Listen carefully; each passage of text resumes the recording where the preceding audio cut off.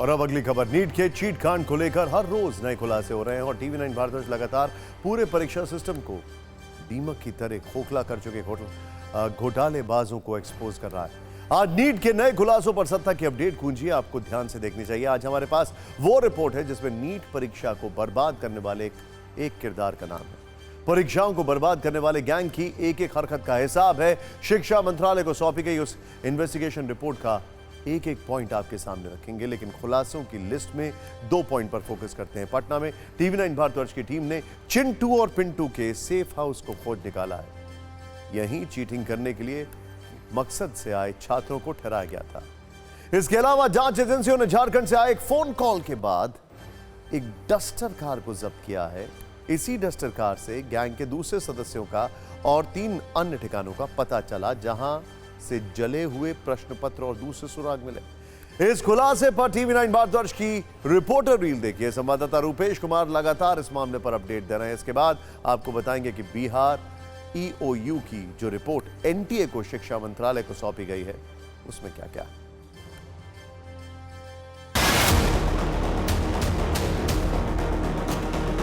TV9 Bharatvarsh ही वो पहला channel है जो सिर्फ जिक्र में जिसकी चर्चा हुई कि लर्न प्ले स्कूल, जो सेफ हाउस जिसे नाम दिया गया, कि यहीं पर 4 और 5 मई की रात को यहाँ पर 20 से 25 छात्रों को यहाँ पर रखा गया। यहीं पर उन्हें प्रश्न पत्र दिए गए।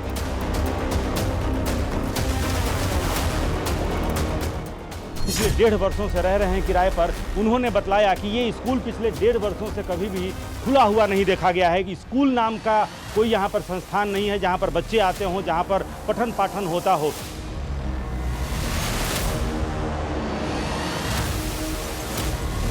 बीस से 25 छात्रों को यहाँ पे रखा गया। जो पूछताछ हुई, छात्रों से पूछताछ के क्रम में, चाहे वो आयुष राज हो या फिर शिवनंदन हो या फिर अनुराग यादव हो, उनसे पूछताछ के क्रम में इसका पता चला है जिसे सेफ हाउस कहा जा रहा है। और ऊपर हम दिखलाते हैं, ऐसा लगेगा कि यहाँ पर कुछ लोगों के रहने की निशानदेही जरूर आपको दिखेगी। और ये वो मकान है सामने, ये जो लर्न प्ले स्कूल आपको दिख रहा है, ये नीचे लर्न प्ले स्कूल है और ऊपर जिस तरीके से थोड़ी सी हरियाली दिख रही है और वहाँ पर ऐसा निशान दिख रहा है कि ऊपर कुछ दिनों पहले तक यहाँ पर लोग रहते आए हैं।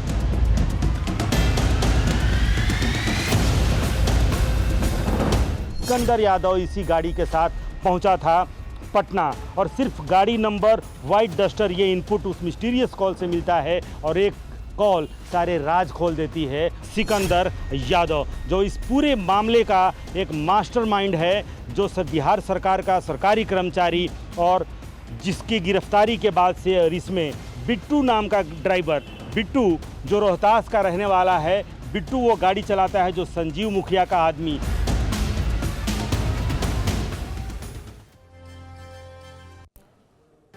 आर्थिक अपराध इकाई के एडीजी नैयर हसनैन खान ने बिहार में नीट पेपर लीक मामले में अब तक की जांच के आधार पर एक विस्तृत रिपोर्ट शिक्षा मंत्रालय और एनटीए को सौंपी है। सूत्रों के हवाले से हमारे पास ये जानकारियां हैं कि इस रिपोर्ट में क्या क्या लिखा है।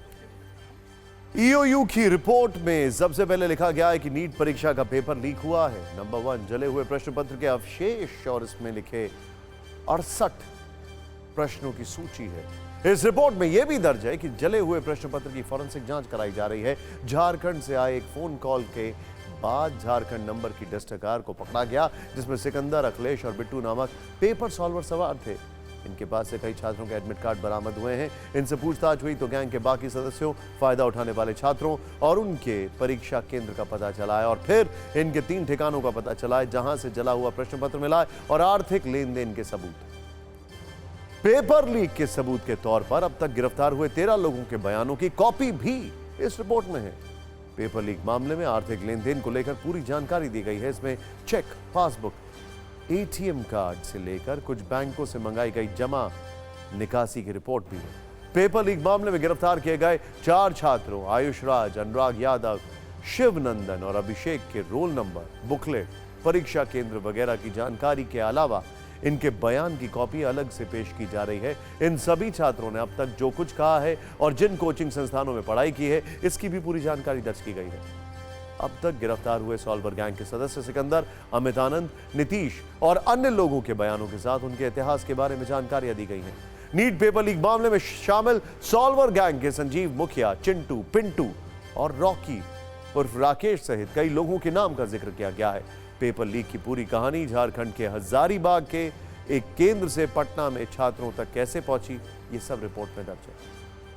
पटना के दानापुर के एक सरकारी दफ्तर में पूरी साजिश रची गई और छात्रों को पटना के ही एक सेफ हाउस में रखा गया था, जहां सभी परीक्षार्थियों को प्रश्न और उत्तर रटवाए गए।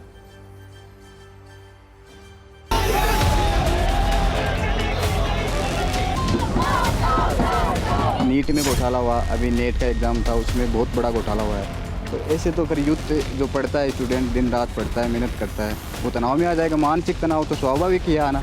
ये है कानून ले आओ, लेकिन कानून का पालन होना ज़रूरी है। पेपर प्रिंट करवाते हैं, वो प्राइवेट एजेंसी को देते हैं, सरकारी एजेंसी को देते नहीं हैं।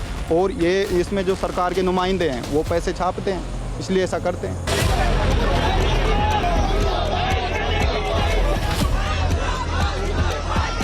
1 करोड़ रुपये जुर्माना और 5 साल की सज़ा, ये सही नहीं है सर। और मैं कानून, देश की संसदीय लोकतंत्र जो संसद द्वारा तैयार किया जाता है कानून, और संसद ही जो उनके मंत्री, अधिकारी, कर्मचारी इस कानून का पालन नहीं करते, तो आम जनता से कोई अपेक्षा नहीं की जा सकती कि वो कानून का पालन करेंगे। संसाधनों की कमी बताकर एनटीए जैसी संस्था ये कह रही है कि हमारे पास संसाधनों की कमी है। ये साफ जग जाहिर है कि ऊपर तक बैठे प्रत्येक कर्मचारी, गवर्नमेंट का मंत्री, नेता सब इसमें शामिल है। बच्चों के भविष्य के साथ खिलवाड़ किया जा रहा है, जिस वजह से कोटा एयरलाइन के स्टूडेंट जो नीट की तैयारी कर रहे हैं, नौजवान साथी किशोरावस्था की उम्र के थे, वो दिल्ली सुसाइड कर रहे हैं।